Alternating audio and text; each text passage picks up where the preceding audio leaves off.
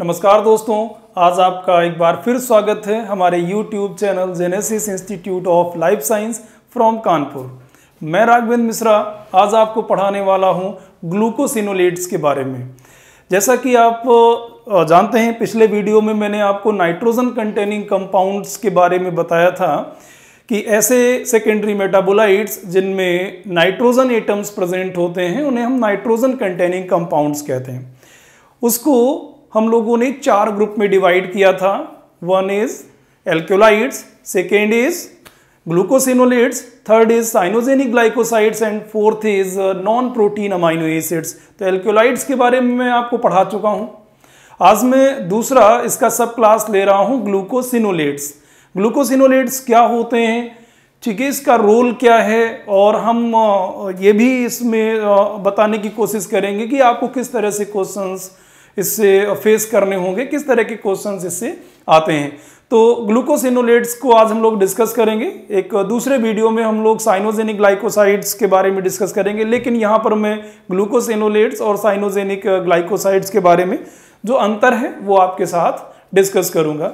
तो चलिए शुरुआत करते हैं हम लोग ग्लूकोसिनोलेट्स।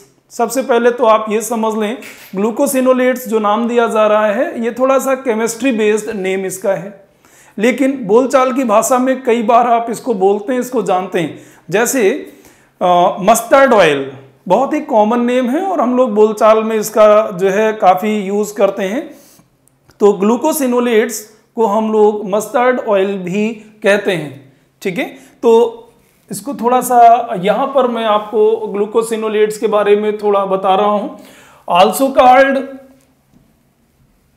मस्टर्ड ऑयल ग्लाइकोसाइड्स, ठीक है। तो मैंने आपसे ये कहा कि इसका कॉमन नेम क्या है, मस्टर्ड ऑयल ग्लाइकोसाइड्स। तो आपको इस पॉइंट को ध्यान रखना है, ग्लूकोसिनोलेट्स एक केमिस्ट्रियल टर्म है, लेकिन जनरली आप इसको जानते हैं मस्टर्ड ऑयल ग्लाइकोसाइड्स, इसको आप कह सकते हैं। एक तो पॉइंट आपको ये ध्यान रखना है। मैं जो यहाँ पर पॉइंट आपको बताने जा रहा हूँ, इन पॉइंट के बेस पर हम लोग अंतर कर सकते हैं ग्लूकोसिनोलेट्स और साइनोजेनिक ग्लाइकोसाइड्स में। कई बार ऐसा होता है कि स्टूडेंट ग्लूकोसिनोलेट्स और साइनोजेनिक ग्लाइकोसाइड्स के बीच में अंतर ही नहीं कर पाते हैं और पूछे गए क्वेश्चंस का वो सही जवाब नहीं दे पाते, क्योंकि दोनों के मिलते जुलते नाम हैं। इस वजह से थोड़ा सा ध्यान से यहाँ पर आपको देखना है, जो मैं बोल रहा हूँ उसको सुनना भी है, और 3 पॉइंट में ही हम लोग इनके बीच में अंतर कर लेंगे। बहुत ही आसान है। तो पहला पॉइंट तो ये है, glucosinolates are also called mustard oil glycosides. पहला पॉइंट ध्यान रखना है। दूसरा इंपॉर्टेंट पॉइंट है, glucosinolates are mainly synthesised by plants belongs to Brassicaceae and related families. आप ये ध्यान रखेंगे, ब्रेसिकेसी प्लांट से रिलेटेड है। अब उसमें हम लोग जाएंगे नहीं, ब्रेसिकेसी किसे कहते हैं, लेकिन आपको ध्यान रखना है। तो primarily synthesised by plants belongs to Brassicaceae family, ठीक है, या उससे रिलेटेड जो प्लांट फैमिलीज हैं ये उनमें सिंथेसाइज होते हैं। तो ये दूसरा कैरेक्टर है, ठीक है। तो ग्लूकोसिनोलेट्स में एक कैरेक्टर ये हो गया, एक तो पॉइंट ये हो गया कि इन्हें हम मस्टर्ड ऑयल कहते हैं। दूसरा पॉइंट, ये इंपॉर्टेंट पॉइंट ये है कि मेनली कहां सिंथेसाइज होते हैं, ब्रेसिकेसी और उससे रिलेटेड फैमिलीज में, ठीक है। तीसरा इंपॉर्टेंट पॉइंट है, जब ग्लूकोसिनोलेट्स ब्रेक होते हैं तो ये कुछ वोलेटाइल टॉक्सिन्स रिलीज करते हैं जो रिपेलेंट की तरह वर्क करते हैं फॉर हर्बीवोर्स। हर्बीवोर्स जो प्लांट को डैमेज कर सकते हैं, उन्हें नुकसान पहुंचाते हैं, उनको रिपेल करने के लिए इसका यूज होता है। तो आप ये भी कह सकते हैं glucosinolates are defensive compound for plant. तो जब ये ब्रेक होते हैं तो क्या रिलीज करते हैं, volatile toxins that act as feeding repellent to herbivores, और ये हर्बीवोर्स को रिपेल करते हैं। तो यहां पर मैंने आपको 3 पॉइंट बोले हुए हैं। एक बार जल्दी से 3 पॉइंट हम लोग ग्लूकोसिनोलेट्स के बारे में बोलते हैं कि पहला तो they are also called mustard oil glycosides. Second point, they synthesised by plants belongs to Brassicaceae and related families. और तीसरा इंपॉर्टेंट पॉइंट, जब ये ब्रेक होते हैं तो वोलेटाइल टॉक्सिन सिक्रीट करते हैं जो रिपेल करते हैं हर्बीवोर्स को, अर्थात प्लांट को ये प्रोटेक्ट करते हैं। ये 3 पॉइंट आपको ध्यान रखना है, ठीक है। यहां पर मैंने एक एडिशनल पॉइंट लिख दिया है कुछ कॉमन पॉइंट है, इसको भी आप ध्यान दें। The smell and taste of vegetables such as cabbage, broccoli and radishes is due to compounds produced by breakdown of glucosinolates. यदि हम इन वेजिटेबल्स की बात करें तो इनका एक अलग तरह का स्मेल होता है, स्वाद होता है, वो आता है ग्लूकोसिनोलेट से प्रोड्यूस होने वाले कंपाउंड से। ठीक है, तो ये बेसिक इंट्रोडक्शन हुआ ग्लूकोसिनोलेट्स का। तो आपको यहां पर ये 3 पॉइंट ध्यान रखना है। अब हम लोग आगे बढ़ते हैं और बात करेंगे स्ट्रक्चर ऑफ ग्लूकोसिनोलेट्स की, स्ट्रक्चर की बात करेंगे।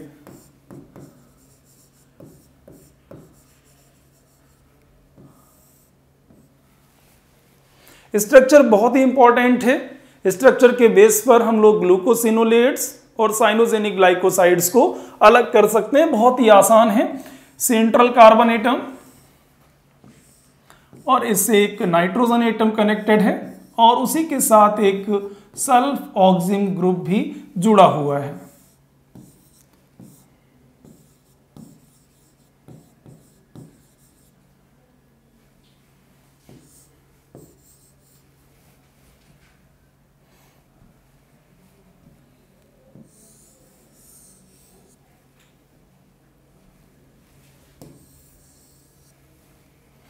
तो आप सभी लोग यहां पर ध्यान दें, ये स्ट्रक्चर है ग्लूकोसिनोलेट्स का।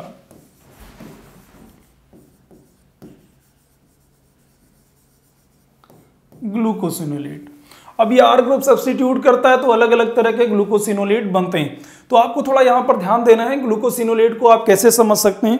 यदि मैं केमिस्ट्रियल बैकग्राउंड से कहूं कि आइसोथायोसाइनेट के साथ एक थायोग्लूकोज जुड़ा हुआ है तो हम ग्लूकोसिनोलेट कहेंगे, लेकिन एक सामान्य स्टूडेंट इसको कैसे समझे, क्योंकि मैं इसी के पैरेलल ही आपको कंपेयर करा दूंगा साइनोजेनिक ग्लाइकोसाइड से, जिससे दोनों के बीच में जो डिफरेंस है वो क्लियर हो जाए और जो आने वाले क्वेश्चंस हैं या जो आ चुके हैं उन्हें सॉल्व कर सकें। तो सबसे पहले बेसिकली आप समझिए, ठीक है, बायोलॉजिकल साइंस के नजरिए से आप ऐसा समझ लीजिए, ये एक सेंट्रल कार्बन एटम है, इसके साथ एक थायोग्लूकोज, एक सल्फर एटम, उसके साथ ग्लूकोज कनेक्टेड है, और दूसरी तरफ एक नाइट्रोजन एटम है और उसके साथ एक सल्फ ऑक्सिम ग्रुप कनेक्टेड है, ऑक्सीजन से कनेक्टेड है, सल्फेट ग्रुप, और यहां पर एक R ग्रुप कनेक्टेड है। या तो ये एल्किल चेन होगी या फिर एराइल चेन होगी, एल्किल या एराइल चेन हो सकती है, दोनों में कोई एक हो सकती है। तो ये इस तरीके से हम कह सकते हैं स्ट्रक्चर है ग्लूकोसिनोलेट्स का। थोड़ा इंपॉर्टेंट पॉइंट यहां पर ध्यान दीजिए, यहां पर एक शुगर जुड़ा हुआ है, ग्लूकोज जुड़ा हुआ है, और कौन से एटम से जुड़ा हुआ है, सल्फर एटम से, तो इसे हम क्या नाम देंगे, थायोग्लूकोज। इसको आप थायोग्लूकोज कह सकते हैं, थायोग्लूकोज। ये स्ट्रक्चर है ग्लूकोसिनोलेट का। अब यहीं से थोड़ा सा कंपैरिजन यदि हम कह रहे हैं साइनोजेनिक ग्लाइकोसाइड्स का, तो थोड़ा सा स्ट्रक्चर यहां पर अलग तरीके का हमें नजर आता है।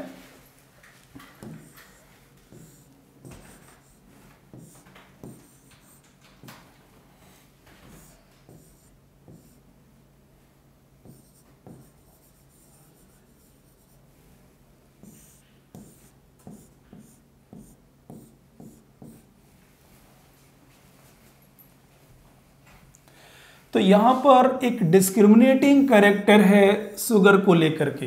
यदि आप ग्लूकोसिनोलेट के देखें तो ये सल्फर एटम के साथ ग्लूकोज जुड़ा हुआ है, और यदि हम साइनोजेनिक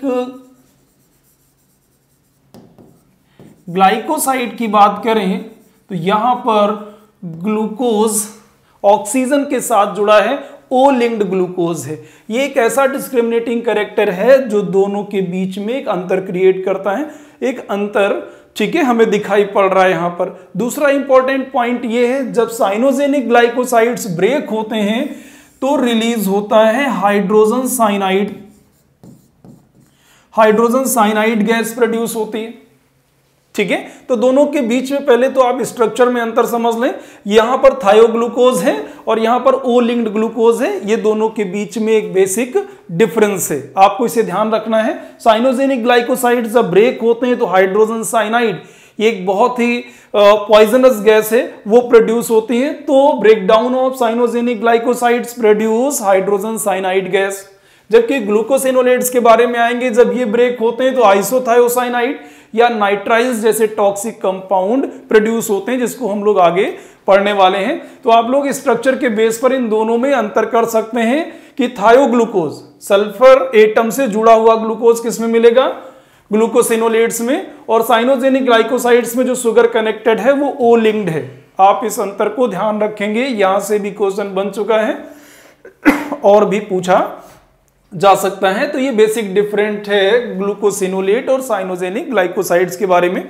अब वो यहां पर एक पॉइंट और क्लियर कर लेते हैं, ग्लूकोसिनोलेट और साइनोजेनिक ग्लाइकोसाइड जो दो यहां पर अलग अलग कंपाउंड बने हैं, ये अपने आप में नॉन टॉक्सिक हैं, ये टॉक्सिक नहीं होते हैं। प्लांट में जब ये सिंथेसाइज होते हैं दे आर स्टेबल और नॉन टॉक्सिक हैं। जब ये ब्रेक होते हैं तो इनसे टॉक्सिक कंपाउंड्स रिलीज होते हैं। तो प्लांट में ग्लूकोसिनोलेट्स और साइनोजेनिक ग्लाइकोसाइड्स का ब्रेकडाउन नहीं होता है। क्यों नहीं होता है आप उसको भी जाने, उससे भी क्वेश्चन हो सकता है। साइनोजेनिक ग्लाइकोसाइड्स या ग्लूकोसिनोलेट्स अलग अलग कंपार्टमेंट में सिंथेसाइज करने के बाद स्टोर किए जाते हैं प्लांट्स में। जैसे कि साइनोजेनिक ग्लाइकोसाइड्स या ग्लूकोसिनोलेट्स जनरली सिंथेसाइज होते हैं और प्रेजेंट होते हैं साइटोसॉल में, और इनको ब्रेक करने वाले एंजाइम्स प्रेजेंट होते हैं वैक्यूल में। ये तभी आपस में मिल सकते हैं जब वैक्यूलर मेम्ब्रेन का ब्रेकडाउन हो। कभी कभी तो ये अलग अलग टिश्यूज में सिंथेसाइज होते हैं, अलग टिश्यू में एंजाइम सिंथेसाइज हो रहा है और दूसरे टिश्यू में ये कंपाउंड सिंथेसाइज हो रहे हैं। तो ओवरऑल आप ये जानें, cyanogenic glycosides and glucosinolates plant के लिए नॉन टॉक्सिक हैं, प्लांट के लिए टॉक्सिक नहीं है, क्योंकि वहां पर ये स्टेबल है, इनका ब्रेकडाउन नहीं होता है। इस तरह से जो पॉइजनस या टॉक्सिन कंपाउंड्स इनसे रिलीज होते हैं वो वहां पर रिलीज नहीं हो पाते हैं। तो हमें अगले स्टेप में ये जानना होगा कि इनका ब्रेकडाउन कैसे होता है, ये कैसे ब्रेक होते हैं, कौन सा एंजाइम है जो इनको ब्रेक करता है। तो चलिए अगले स्टेप में हम लोग बात करते हैं ब्रेकडाउन ऑफ ग्लूकोसिनोलेट्स के बारे में।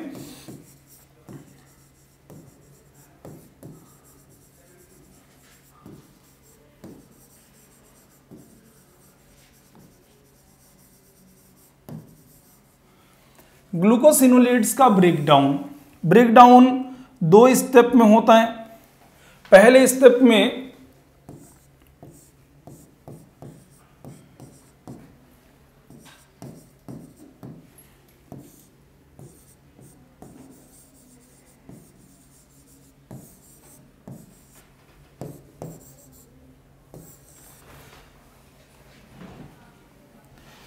स्टेप में आप लोग ध्यान रखेंगे एंजाइम का नाम है thioglucosidase enzyme remove glucose from cyanogenic glycoside. तो इसे ग्लूकोज को ही क्या करता है, रिमूव कर देता है। ग्लूकोज के रिमूव होते ही जो कंपाउंड आएगा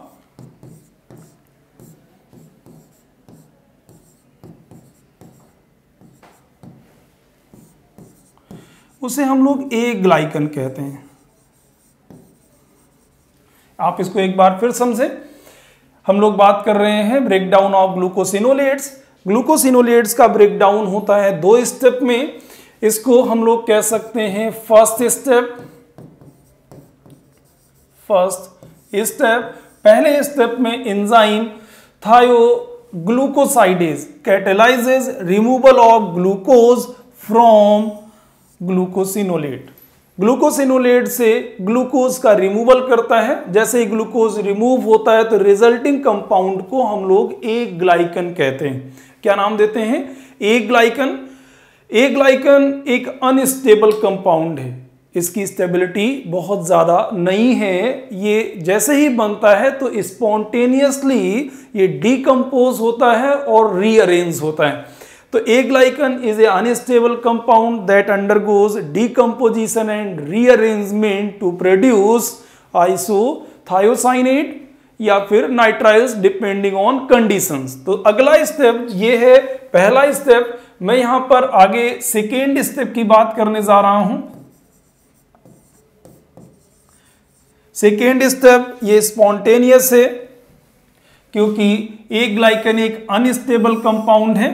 तो अगले स्टेप में जैसे ही ये बनता है, ये डीकंपोज होता है और रीअरेंज होता है। डीकंपोज होते समय इसमें से जो सल्फेट ग्रुप है वो रिलीज हो जाता है, सल्फेट ग्रुप रिलीज हो जाएगा और जो कंपाउंड बनता है रीअरेंज होकर के वो है आइसोथायोसाइनेट। ये आइसोथायोसाइनेट है।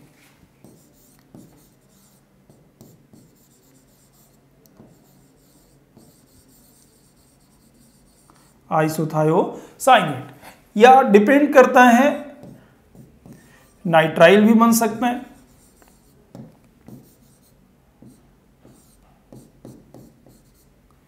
नाइट्राइल भी प्रोड्यूस हो सकता है। तो यहां पर हम लोग इसको स्टडी कर रहे हैं 2 स्टेप में। ग्लूकोसिनोलेट्स का ब्रेकडाउन कैसे होता है, तो आप ध्यान रखेंगे ग्लूकोसिनोलेट्स का ब्रेकडाउन 2 स्टेप में होता है। पहले स्टेप में ग्लूकोज रिमूव होता है। रिमूव करने वाला एंजाइम कौन है? थायोग्लूकोसाइडेज, जो रिमूव करता है ग्लूकोज को, और जो रिजल्टिंग स्ट्रक्चर है ग्लूकोसिनोलेट का उसे ए ग्लाइकन कहते हैं। Aglycone is a unstable compound that spontaneously undergoes decomposition and rearrangement. इसका सल्फेट ग्रुप रिलीज होता है और ये कन्वर्ट हो जाता है आइसोथायोसाइनेट या नाइट्राइल। ये डिपेंड करता है कि वो रिएक्शन किस तरह की है और कहां पर हो रही है। कई बार इसको कुछ एंजाइम भी डायरेक्ट करते हैं, लेकिन बिना एंजाइम के भी, एंजाइम इंडिपेंडेंट रिएक्शन भी ये है और इजिली आइसोथायोसाइनेट या नाइट्राइल जैसे कंपाउंड प्रोड्यूस होते हैं। जो आइसोथायोसाइनेट है ये एक पावरफुल टॉक्सिन है, ये एक पावरफुल टॉक्सिन है।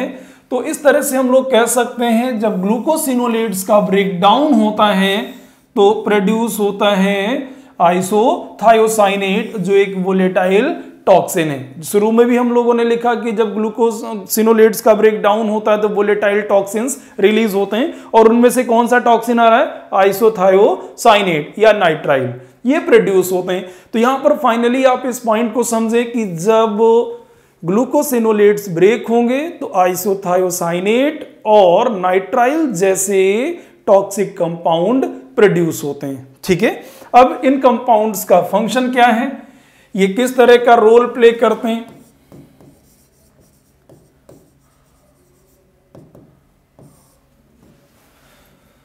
तो प्लांट्स के लिए they are protective compounds, protective compounds। हम लोग ये कह सकते हैं प्लांट के लिए प्रोटेक्टिव कंपाउंड्स हैं and protect plant from herbivores. Herbivore से क्या करते हैं? प्रोटेक्ट करते हैं। कैसे प्रोटेक्ट करते हैं आप इसको भी थोड़ा बेसिकली समझ लीजिए। प्लांट, ऐसे प्लांट या ये कहें ब्रेसिकेसी फैमिली के जो प्लांट्स हैं उनकी पत्तियों में, उनके टिश्यूज में ग्लूकोसिनोलेट्स प्रेजेंट है जो स्टेबल स्टेट में है। जैसे ही कोई हर्बीवोर उन टिश्यूज को खाता है और खाने के बाद जैसे ही वो अपनी जो है क्रश करता है, अपनी बॉडी में ला करके ये मुंह में, यदि उसे सामान्य भाषा में कहें, जैसे ही पत्तियों को वो चबाता है, क्रश करता है, पत्तियां ब्रेक होती हैं, उनकी मेम्ब्रेन्स ब्रेक होती है, तो ग्लूकोसिनोलेट को ब्रेक करने वाला एंजाइम थायोग्लूकोसाइडेज और ग्लूकोसिनोलेट्स आपस में मिल जाते हैं। जैसे ही मिल जाते हैं तो enzyme catalyses removal of glucose from glucosinolates, glucosinolate से शुगर को रिमूव करता है। जैसे ही रिमूव करता है तो ये स्पॉन्टेनियसली रीअरेंज होकर के प्रोड्यूस कर देता है आइसोथायोसाइनेट। ये एक वोलेटाइल टॉक्सिन है, एक बड़ी तीखी पंजेंट महक आती है, या वो ज्यादा खा लेगा तो लीथल भी हो सकते हैं। कई सारे ऐसे प्लांट हैं जो इसमें जो ग्लूकोसिनोलेट्स होते हैं सफिशिएंट अमाउंट में ले लिए जाएं तो वो लीथल भी होते हैं। इस तरह से जो हर्बीवोर्स एक बार ऐसे प्लांट्स को खा लेते हैं